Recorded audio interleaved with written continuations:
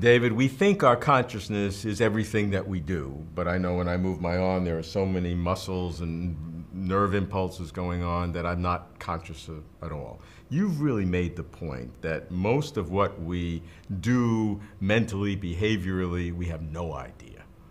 Let's discuss that. That's exactly right. So it turns out that the majority, the vast majority of what we think and do and believe is generated by parts of our brain that we have no acquaintance with, no access to at all.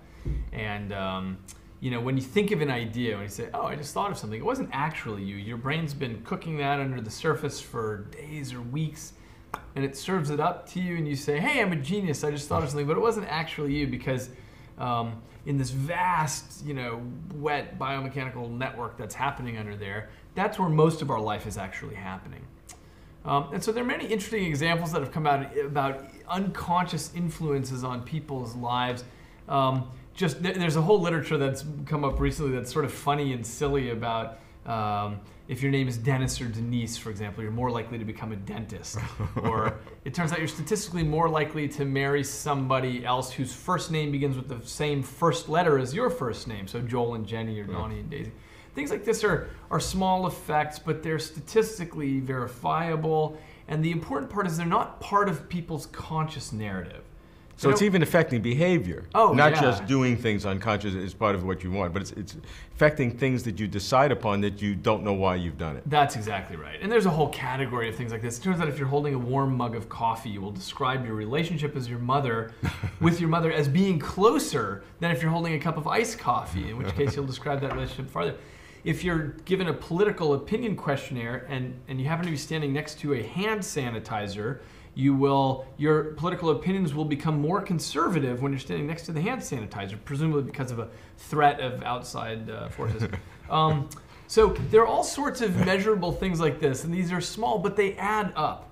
And it turns out that you know, a lot of our conscious narrative about why we did the things we did in life. So look, doesn't always map on. This is hard science. You've done this in the lab. This is not just anecdotal stuff. It's statistically valid. You've done it yourself. These are actually my colleagues who did those studies, but yes, they did statistically rigorous stuff. Okay.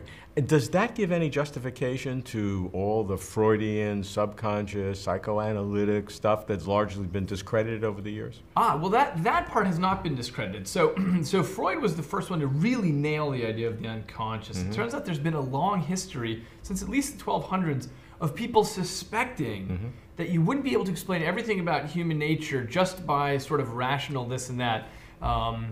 You know, even Augustine realized at some point, gosh, how do you explain things like a little hiccup or a sudden laugh that you weren't expecting? That doesn't seem to be part of your mind as such. And so people started suspecting this, but no one really nailed it until Freud. Now, what has fallen out of favor are very, particular things he said about it, but the idea that your conscious mind is just the tip of the iceberg is really correct. That part has not changed.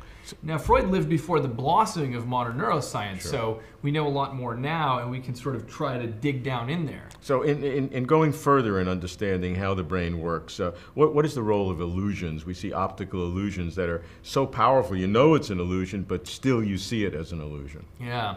I mean, I think what illusions illustrate very nicely is that we take everything for granted. You open your eyes, and there's the world in all its golds and blues and browns and so on. Voila, it's easy, you just open your eyes. But in fact, a third of the brain is devoted to vision, and the only reason it seems effortless is because there's so much effort behind it, so much machinery behind it. So illusions are a good way of us teasing this apart and realizing that the only reason we see the world the way we do and we believe the reality we're in is it's like we're fish in water, trying to describe water. We've never really been outside of it, so we believe it. Illusions are essentially bubbles in the water that tell us something funny is going on. Well, I think that idea can be extrapolated into our whole cognitive life, how we think about things. We're like fish in water. We think, oh yeah, this is how ideas come to us. This is what I believe. Why do I believe this? Why do I vote this way? Well, it's just the kind of person I am. It's correct and so on. But of course, people have very different realities on the inside.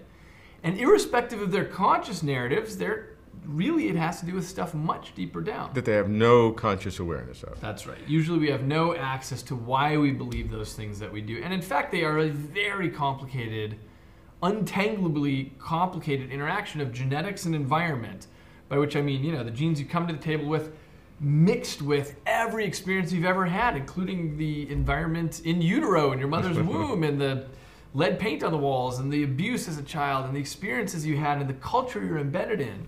All of those things set brains off on different trajectories, and then you feel like you're a certain type of person. Now, some people will take all that data, harden it, and say, therefore, there's a deterministic sense that what we think we are in charge of ourselves is really not the case. That most, if not all, of what we think and what we do is determined, and not determined by our own free will mind, but be determined by past sequences of genetics, environment, but all expressed in brain tissue and brain synapses, so that what I do is just the product of the past, and we are all essentially automatons.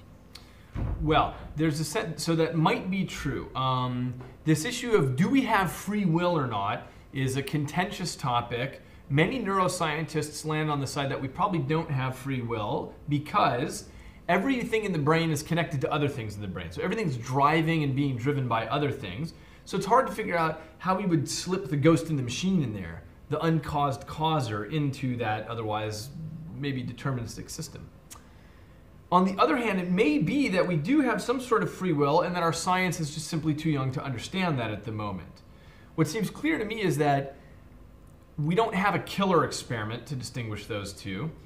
And but what is clear to me is if we do have any free will at all, it has very little play in the wheel. It's a bit player in the system of the brain. Well, certainly in the subconscious and in the visual illusions we're talking about, you don't have free will, because when I see a visual illusion, I try to see it another way, and I can't. I mean, you can sometimes see it in two different ways. That's a different kind of illusion. That's exactly right. And part, just to take a behavioral example, part of what started making me really think, boy, you don't have that much play in the wheel with your free will is when you look at, for example, criminals across the spectrum. If you look at somebody like Ted Bundy, a serial murderer, you can't say, oh, well, he's just like me on the inside, but he used his free will to make bad decisions, and I get credit for using my free will to make good decisions. Your brain and his brain are so different that you can't know what it's like to be him. You can't step inside of his shoes, neurally speaking. What that means is you might be able to use your free will to change a little bit of your trajectory in life, but you can't use your free will to be him, and he can't use his free will to be like you. You guys are off on different brain development trajectories, and you don't have very much room to